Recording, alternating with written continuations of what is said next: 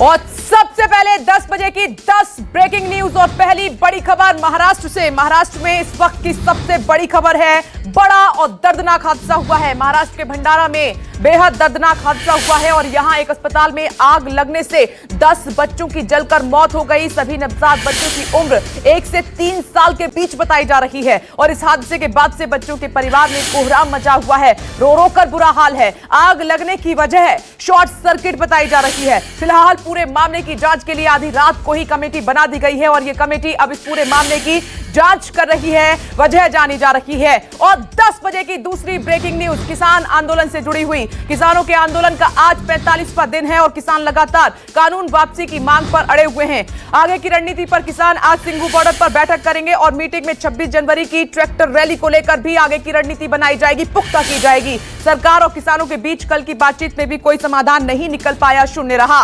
अब सरकार और किसानों के बीच 15 जनवरी को 10वें राउंड की बैठक होनी है, बातचीत होनी है। किसान नेता राकेश टिकैत का साफ कहना है कि आंदोलन लंबा चलेगा। सरकार जब तक कानून वापस नहीं लेगी, किसान दिल्ली से हटने वाले नहीं हैं। जब तक कानून वापसी नहीं होगी तो किसानों की घर वापसी भी नहीं होगी, ये साफ कर दिया गया है। और 10 बजे की तीसरी ब्रेकिंग न्यूज, किसान आंदोलन को लेकर कांग्रेस भी अब पूरी तरह से हमलावर हो गई है सरकार पर। किसानों के आंदोलन को लेकर सोनिया गांधी ने आज पार्टी पदाधिकारियों की बड़ी बैठक बुलाई है। इस बैठक में पार्टी के बड़े नेताओं के साथ महासचिव शामिल होंगे और जिसमें किसान आंदोलन पर विस्तार से चर्चा की जाएगी। कोरोना को देखते हुए कांग्रेस की यह बैठक वीडियो कॉन्फ्रेंसिंग के जरिए होगी और इस बैठक को काफी महत्वपूर्ण माना जा रहा है कांग्रेस के लिहाज से, क्योंकि सरकार पर हमलावर है कांग्रेस। और आगे बढ़ते हैं, एक और बड़ी खबर 10 बजे की बंगाल की राजनीति से जुड़ी हुई है। बीजेपी अध्यक्ष जेपी नड्डा के दौरे की बात कर रहे हैं। जेपी नड्डा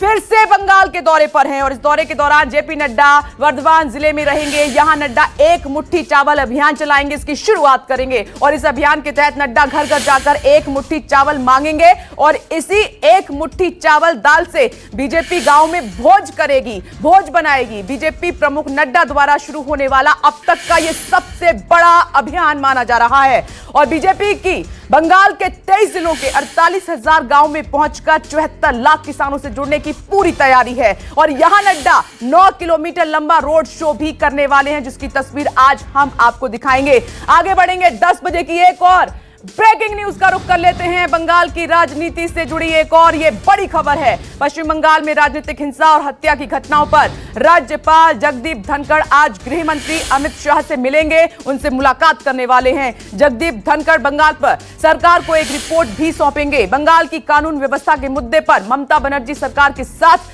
राज्यपाल की तकरार लगातार चल रही है। बंगाल के हालात को लेकर बीजेपी के नेता राष्ट्रपति शासन लगाने की मांग लगातार कर रहे हैं और यह सवाल हमने भी पूछा था कि जब हालात ऐसे हैं तो इसकी मांग क्यों नहीं की जा रही है। तो वहीं दूसरी ओर बीजेपी ने बंगाल में भी लव जिहाद का दांव चल दिया है, ये खेल दिया है। बीजेपी का यह कहना है कि बंगाल में अगर बीजेपी की सरकार बनी तो लव जिहाद पर कानून लाया जाएगा और इसका विरोध लगातार अब टीएमसी की तरफ से हो रहा है। आगे बढ़ते हैं, 10 बजे की एक और ब्रेकिंग न्यूज का रुख कर लेते हैं।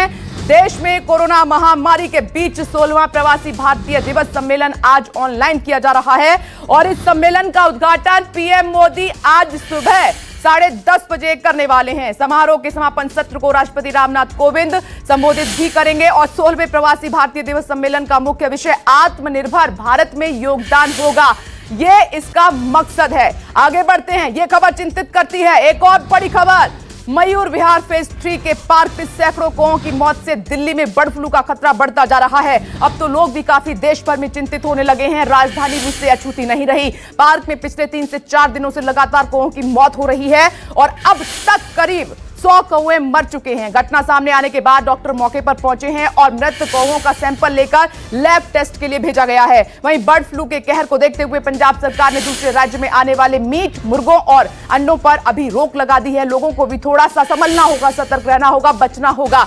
आगे बढ़ते हैं, 10 बजे की एक और ब्रेकिंग न्यूज का रुख कर लेते हैं।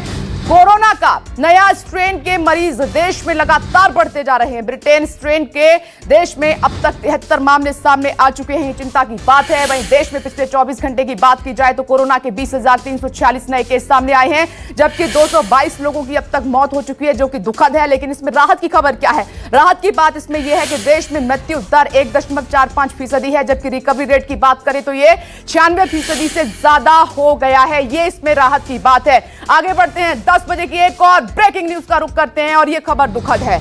गुजरात के पूर्व मुख्यमंत्री और दिग्गज कांग्रेस नेता माधव सिंह सोलंकी का निधन हो गया है और वो 94 साल के थे और 4 बार गुजरात के मुख्यमंत्री रह चुके हैं। उनका बहुत बड़ा योगदान रहा है। सोलंकी को खाम थ्योरी के जनक उनको माना जाता था। 1980 के दशक में खाम सोशल इंजीनियरिंग के जरिए सत्ता हासिल की थी और सोलंकी विदेश मंत्री भी रह चुके हैं। पीएम मोदी समेत कांग्रेस के तमाम नेताओं ने उनके निधन पर शोक व्यक्त किया है। आगे बढ़ते हैं और 10 बजे की एक और ब्रेकिंग न्यूज का जल्दी से रुख कर लेते हैं। अमेरिका की राजनीति से जुड़ी हुई ये बड़ी खबर सामने आ रही है। ट्रंप के ट्विटर अकाउंट को हमेशा के लिए बंद कर दिया गया है। यह ट्रंप को बहुत बड़ा झटका है। ट्विटर की ओर से यह कहा गया है कि आगे भी हिंसा भड़काने की आशंका को देखते हुए यह बड़ी कार्रवाई की गई है।